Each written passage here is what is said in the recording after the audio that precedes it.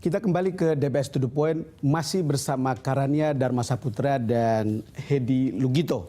Sebetulnya kalau kita lihat, Mas Hedi, ini cerita ketika Presiden membagikan Kartu Indonesia Pintar, Kartu Indonesia Sehat. Saya menganggap bahwa itu adalah puncak dari Day 7 dari pemerintahan Jokowi. Dan ini adalah bantalan menjelang pengumuman atau kenaikan harga BBM. Dan itu adalah janji kampanye Jokowi JK pada waktu itu. Pemimpin itu dipegang dari janjinya, Mas. Komentar Anda? Ya, ini yang membedakan Kartu Indonesia Pintar dengan yang dulu namanya bantuan langsung tunai. Karena ini dialamatkan langsung ke rekening masing-masing. Kalau dulu dana bos, dana bos untuk murid-murid yang tidak mampu dulu disalurkan lewat sekolah.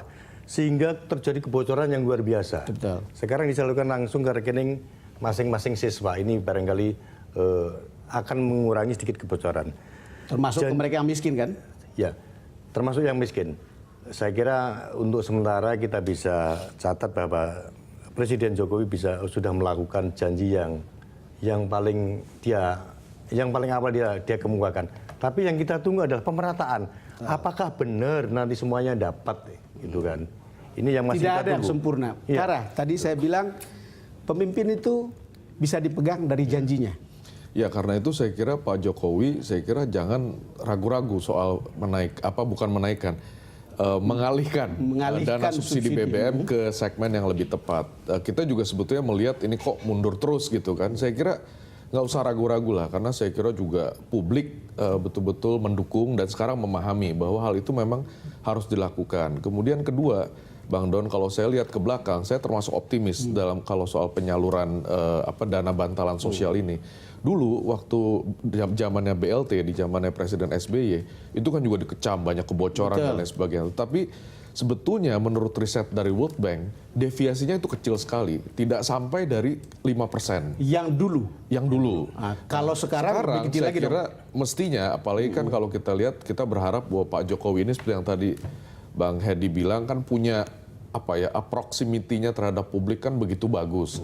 Nah, saya kira dengan modal bahwa dia begitu concern terhadap rakyat kecil, saya kira mestinya ya, apalagi sekarang kan sudah menggunakan mekanisme elektronik dan lain sebagainya, mudah-mudahan gitu, saya sebetulnya berharap program dana bantalan sosial ini harusnya bisa lebih tepat sasaran. Soal beberapa janji yang kita dengar dari JK maupun Jokowi adalah memang bulan November. Begitu. Tapi sekali lagi saya tadi bicara bahwa kemungkinan ini kan ada risiko politik yang harus ditanggung oleh seorang Jokowi. Walaupun mungkin di saat-saat awal ini karena honeymoon masih berlangsung begitu akan berkurang begitu. Tapi ini kan juga ada risiko politiknya. Nah, karena itulah saya kalau boleh dalam kesempatan ini saya ingin mengkritik PDIP. Kita sekarang mendengar bahwa PDIP yang sebetulnya seharusnya menjadi benteng politik dari presiden terpilih, seharusnya justru jangan menempatkan diri sebagai oposisi seperti yang waktu mereka menjadi oposisi waktu zamannya SBY. Mungkin salah penjelasan saja kali. Sekarang saya lihat kok beberapa politisi PDIP menempatkan diri sebagai oposisi terhadap rencana pengalihan dana subsidi BBM ini. Ini yang saya kira sebetulnya menjadi kurang tepat gitu, karena ini kan sebetulnya bukan persoalan mungkin PDIP dulu merasa saya kan dulu menentang, sekarang di mana muka saya kalau sekarang saya harus mendukung. Gitu. Ini yang dimakan oleh lawan-lawan politik PDIP di DPR juga, Mas Hedi. Betul, dan Wakil Ketua DPR Fadlizon sudah mulai melancarkan serangan kecil gitu ya, bahwa kenapa harus dinaikkan? Dia pakai bahasa dinaikkan BBM. Itu jadi pilihan diksinya. Kenapa BBM harus dinaikkan? Karena harga minyak dunia tidak naik gitu kan. Memuji, menghargai pembagian BLT, Kartu Indonesia Pintar, Kartu Indonesia Sehat. Tetapi kemudian mempertanyakan kenapa menaikkan BBM. Penggunaan diksinya sudah, pilihan diksinya sudah menaikkan. Ini artinya ada perbedaan.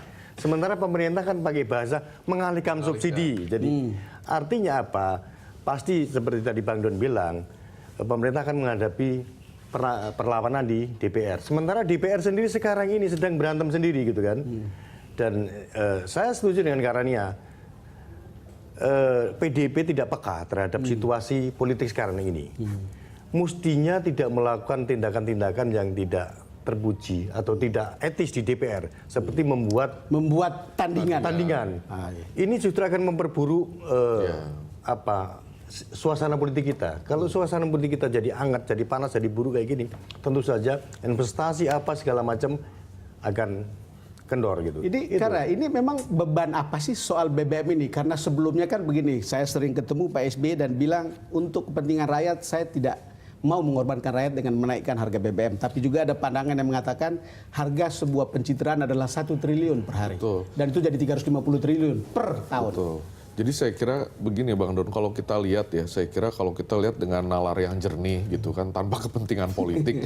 Ini kan sebenarnya begini, SBY juga dulu karena didesak pernah menaikkan harga BBM, tapi kemudian lalu menurunkannya sebelum kampanye. Betul. Nah, jadi kan sebetulnya Dan yang tidak bisa diharapkan dihindari sebetulnya pertanyaannya. bukan sebetulnya ini yang selalu dirancukan dalam persoalan BBM ini kan ini soal permainan politik. Nah, jadi- kalau kita lihat persoalan ekonominya, tidak ada jalan lain bahwa kalau kita Harus ingin naik. memiliki ekonomi yang sehat, subsidi BBM harus dikurangi. Mas Edi, kita akan lanjutkan setelah jeda berikut ini.